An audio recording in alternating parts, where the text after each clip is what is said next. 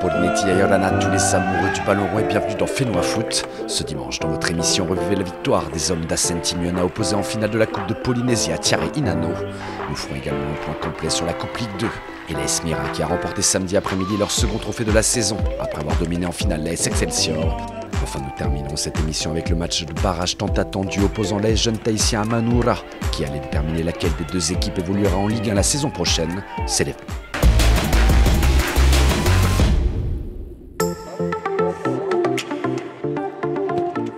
On commence tout de suite cette émission avec la grande finale de Coupe Ligue 2. Hier après-midi au Stade Pater, l'AS Mira qui a remporté haut la main le championnat pouvait en cas de victoire sur Excelsior terminer la saison sur un sans faute. Devant des centaines de supporters venus les encourager juste avant la pause, les hommes en bleu de Robert Taillore se mettent sur les bons rails.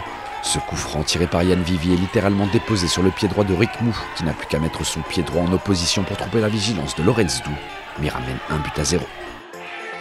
Sur l'action qui suit, les joueurs de l'Ilseur auraient même pu creuser l'écart à 2 buts, mais le portier de la mission, en repoussant la tentative de Vivi, en décide autrement. Après 45 premières minutes, l'AS Excelsior regagne les vestiaires, mené sur le plus petit des scores. On écoute le discours du coach Bruno Termoine. On a pris le but comme ça, bête. Tout fort parce que sur un coup fort ici, hein, il emmène une balle ici au deuxième poteau et tous ceux qui sont alignés ici, on ne suit pas. Ils ont tous arrêté à attendre le ballon. C'est fini. Le mec est venu, il a poussé le ballon, soit avec la tête, soit avec son pied. Il a marqué. Et je vous ai dit, la défense c'est important. Si on n'est pas en place défensivement, on va prendre de l'eau. Et là, en deuxième mi-temps, les mecs, on y va. On a 45 minutes. Allez. Avec la certitude d'évoluer en Ligue 1 la saison prochaine, de son côté, l'AS Mira n'avait plus qu'à gérer son avance pour s'emparer d'un nouveau trophée.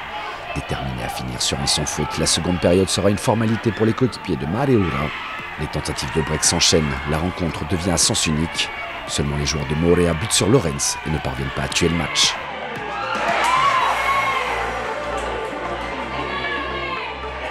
Pire encore, lorsque le gardien d'Excelsior est battu, comme marabouté, les hommes de Poetini voient échapper leur efficacité. Tainaori en fera les frais à l'heure de jeu, lorsque sa frappe s'envole au-dessus de la cage vide du capitaine d'Excelsior.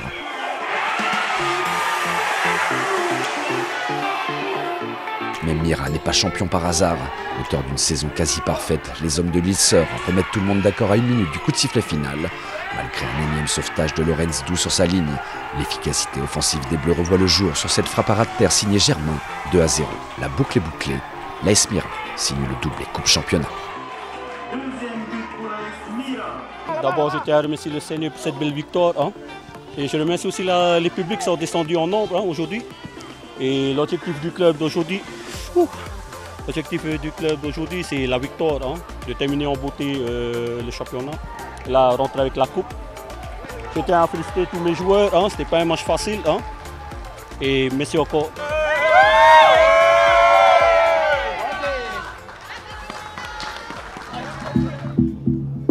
Dans la continuité de cette finale, Manoura et JT se battaient pour une place en Ligue 1 Vini. Comme tu disais, c'est un match pour lequel on a travaillé dur toute cette saison. C'était pas facile parce qu'on avait en face des adversaires coriaces. Et donc on profite déjà du fait qu'on soit au barrage. Hein. Comme je dis aux joueurs, c'est d'abord un plaisir d'être au barrage.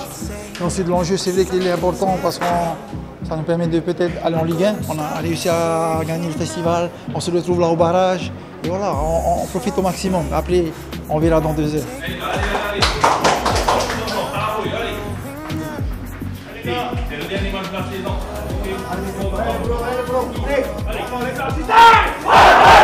Quel est ton discours là avant ce match? Il n'y a pas vraiment de discours parfait là. Il faut gagner. C'est un match, c'est le match de barrage, c'est comme une finale, il faut gagner. Si on veut rester parmi les lignes l'année prochaine, il n'y a pas 36 choses à faire pour gagner.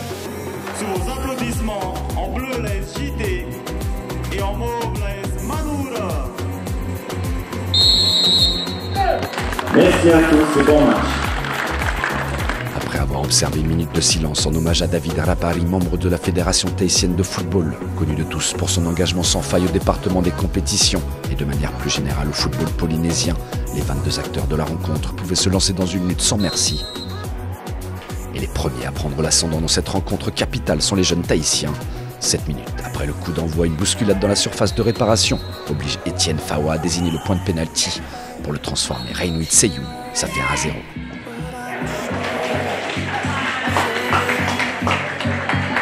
L'ouverture du score par la JT, marquée par le joueur numéro 9, Reinoui Sei. Bien décidés à sauver leur saison, les hommes de Nariader cherchent rapidement à se mettre à l'abri. Mais la tentative de Tavei Mote est sauvée in extremis par Faatomo. Le score reste inchangé. La réaction des Mauves de Manoura ne se fait pas attendre. À la demi-heure de jeu, la percée de Bate Abron laisse sur place tous les défenseurs. Avec un brin de réussite, l'ailier gauche voit sa frappe finir sa course au fond des filets. Un but partout. Tout est à refaire dans ce match.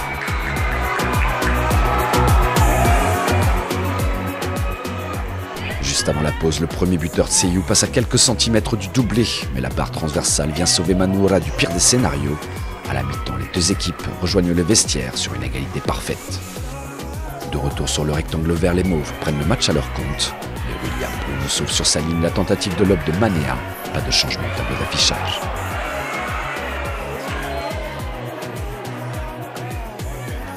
Les occasions s'enchaînent pour Manoura. Coup sur coup, les hommes de Maratefo passent tout près de tuer le match.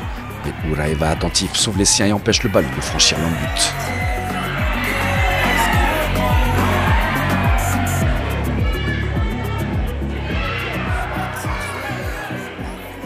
Dans un temps fort, le champion du Festival des îles va une nouvelle fois mettre à mal la défense de JT. Sur cette tentative de dégagement, le pied de Tuaiva à la hauteur du visage de Bron ne laisse pas d'autre choix à l'arbitre qui désigne pour la seconde fois du match la marque blanche pour le transformer Teamaru. 2-1 à 20 minutes du terme, Manoura se rapproche très sérieusement de l'étage supérieur. Les joueurs de JT n'ont donc plus d'autre choix que de se porter vers l'attaque pour ne pas voir leur club être relégué. Mais le manque de réalisme puis le sauvetage sur la ligne de Faatomo en décide autrement. 2-1 au finish, les Mauves accèdent à la Ligue 1 en prenant une belle revanche un an jour pour jour après avoir été battus en match de barrage.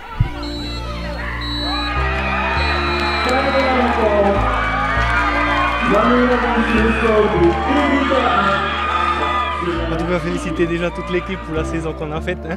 Et voilà, cette remontée, on tient quand même à dédicacer au patron, on m'a dit ça. Hein.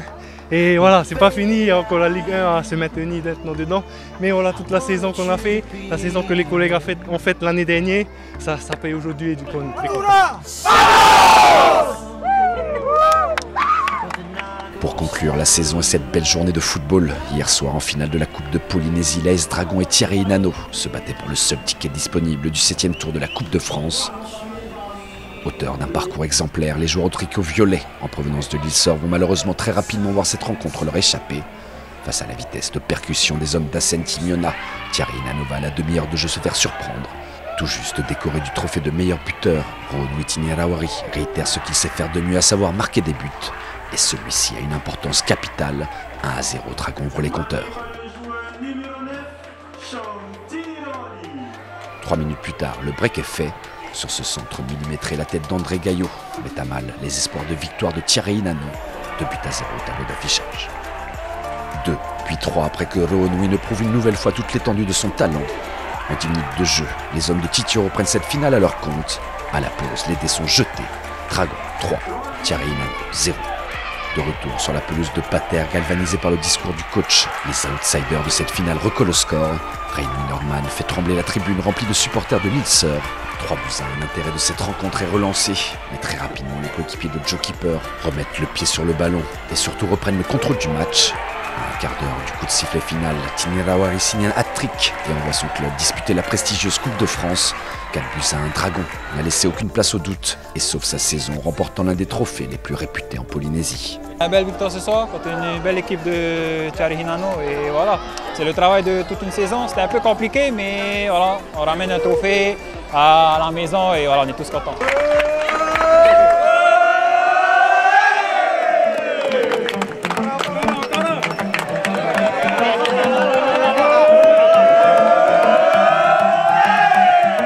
Voilà, Fénois Foot, c'est déjà terminé pour aujourd'hui. Je vous donne rendez-vous la semaine prochaine avec les Toa Ito qui s'envoleront vers les îles Fidji dans l'espoir de sortir vainqueur de la Nations Cup.